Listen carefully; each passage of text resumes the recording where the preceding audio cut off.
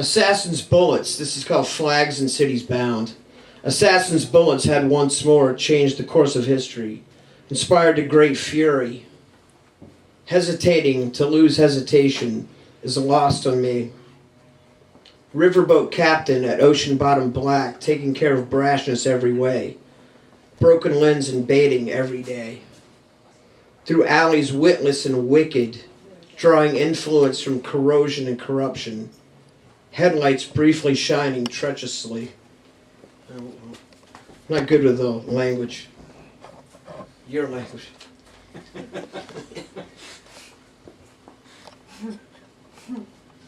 This is called ninth position ideology.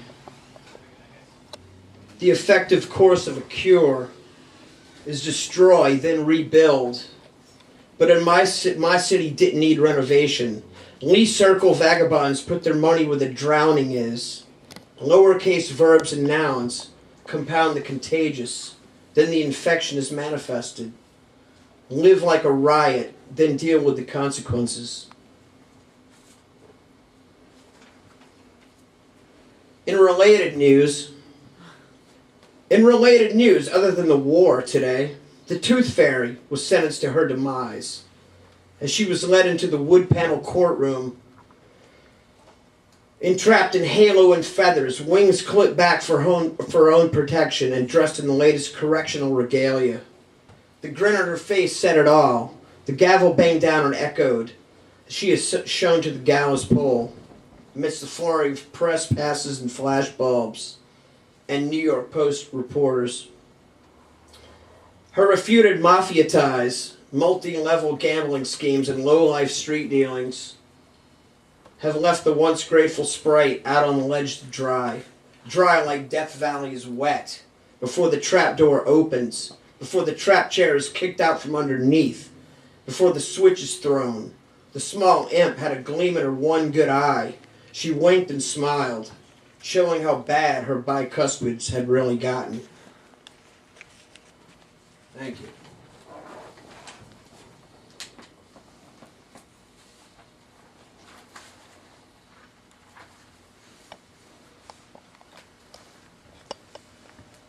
Nothing gained, nothing solved.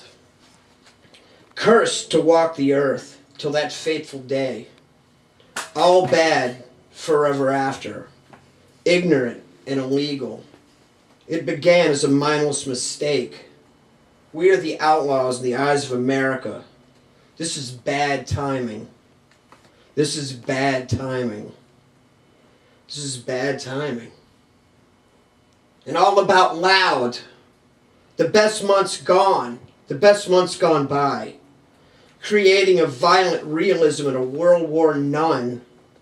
Pinpoint bulletproof blast to the head. Got no more use for you. Attitude's dead.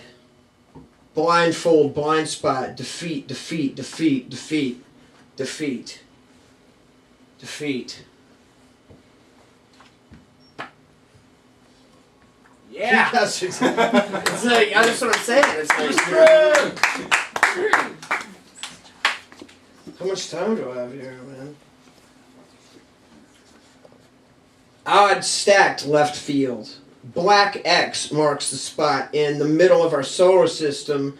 Red scratched X down my back. The joke. Love epicenter. Strap yourselves up and let the locust grasshoppers take over. Critical lunar syndrome over granite face. Baying out in the garage. Rottweiler muzzle blast. Chewing on the chain. Diffused between point A and point B. Passing nuclear secrets. Botched robbery and legal guns. Snipped off bits of finger and forefinger. Litigation is at an all-time high. Wobbling on corrective footwear. Fragmented gear leg brace. The aspirations of gold for home wrecker society. No one gets hurt. But please remain calm and put your hands up.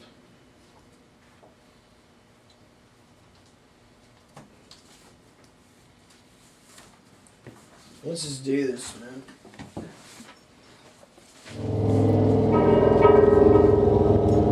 This is for a little Halloween thing. I wish it was Wish it was darker every day. It's kind of disturbing that there's always light.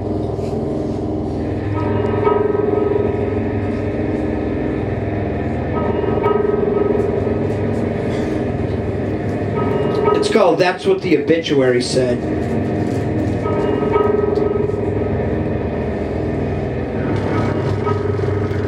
He rode with the crew of the Hanging Man. That's what the obituary said. He scraped pyrite off the walls in a mine shaft decorated with Christmas lights. That's what the obituary said. He commanded an artillery battalion in 1600s Chicago. Guided only by candles and lanterns, some of them snuffed out. He lived in a wooden crate suspended by twine in eastern Cambodia. He survived off the excrement of a certain species of rodent and used his own teeth as currency in the great battle of the skirmishes. That's what the obituary said. He stared at sunstorms both mighty and full, burning his corneas to a cinder. He rallied long and hard at parades and jazz funerals. That's what the obituary said.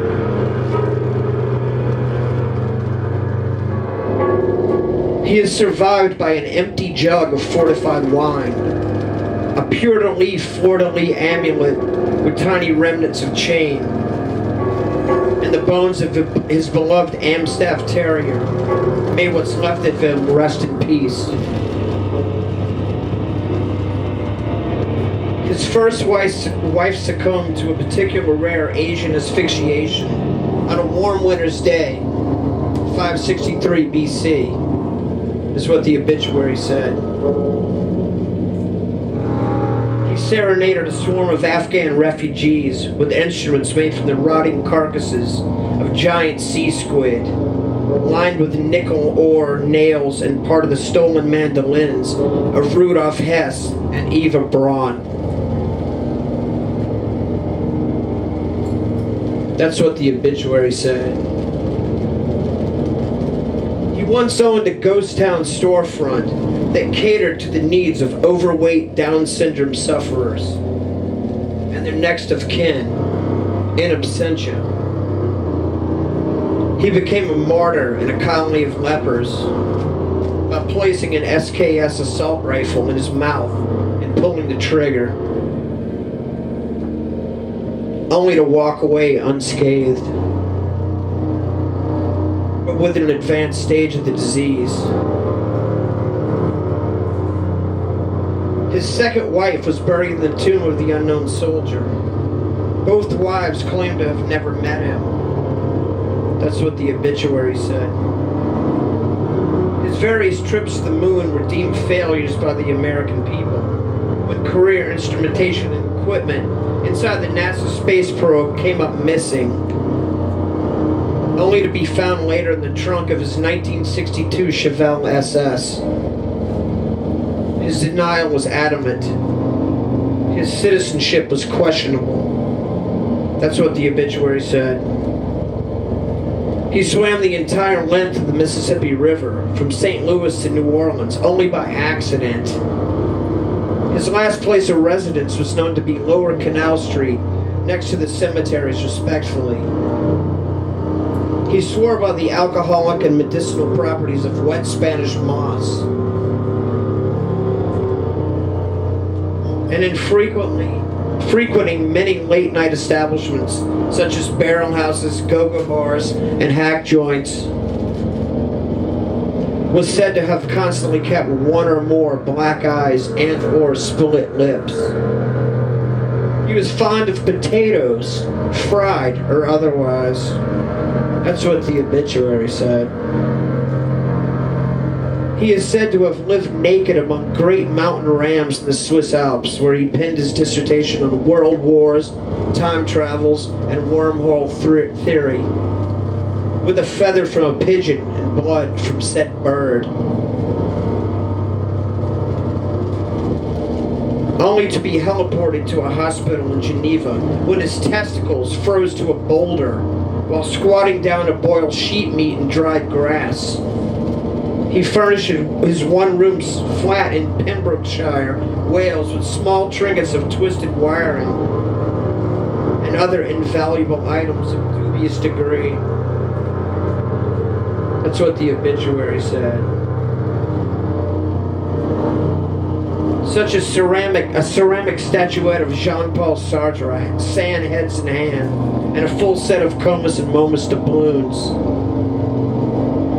He maintained the fact that he was homeless. He maintained the fact that he was motionless. He maintained the fact that he was beardless, all the while sporting a full bushy chin of matted facial hair, possibly grown in a laboratory. That's what the obituary said. He was said to be held together with duct tape and paste, while others swear to the fact of a small series of sewing pins running down the length of the torso, over and under each arm, and finally culminating at the base of the spinal column. That's what the obituary said.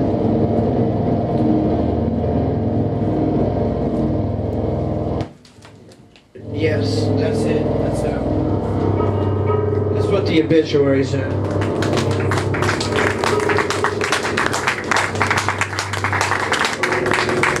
Thank you, man. Yeah?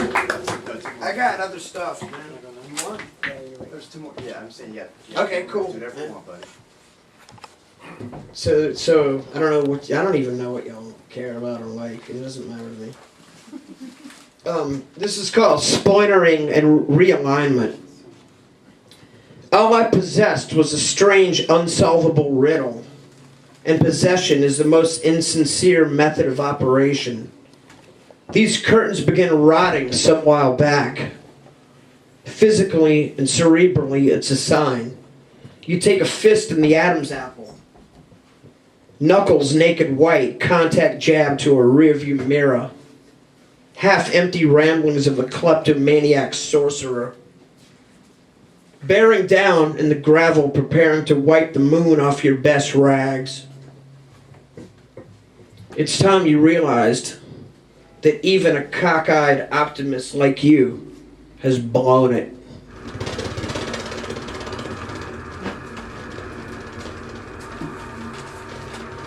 That's it, man. Thank you.